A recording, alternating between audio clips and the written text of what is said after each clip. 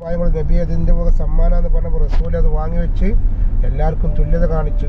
മൂന്നാമത്തെ ദിവസം വന്ന് നബി അതിൻ്റെ ജക്കാത്തിൻ്റെ മുതലെന്ന് പറഞ്ഞപ്പോൾ റസൂൽ അത് മാറ്റി വെച്ചിട്ട് അതിൻ്റെ അർഹതപ്പെട്ട ആളുകൾക്ക് കൊടുക്കുക. 2 പരീക്ഷണം വിജയിച്ച്.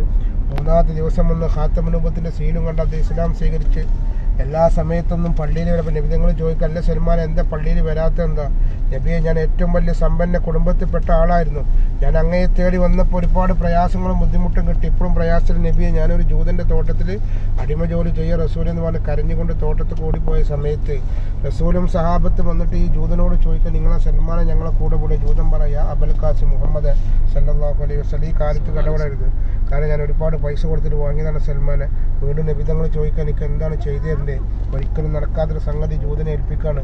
എൻ്റെ 300 ഈത്തപ്പന മരങ്ങൾ മുറിച്ചെഞ്ഞ് പുതിയ കുരു വെച്ച് തയ്യായി അത് മരമായി അതിൻ്റെ വിളവ് കിട്ടി ബോധ്യപ്പെട്ട ഞാൻ ഒഴിവാക്കിയതിന് ഗ്യാരണ്ടികളൊന്നുമില്ല.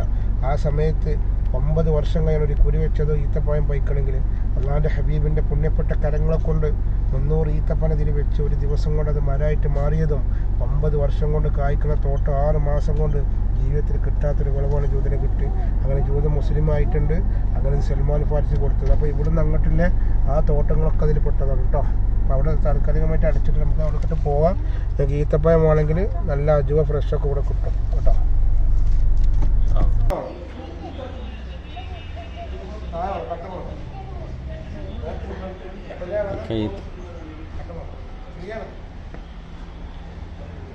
ഈത്തപ്പഴ മാർക്കറ്റാണ് കേട്ടോ, സൽമാൻ ഫാരിസിലെ തോട്ടത്തിലുള്ള ഈത്തപ്പഴ മാർക്കറ്റ്.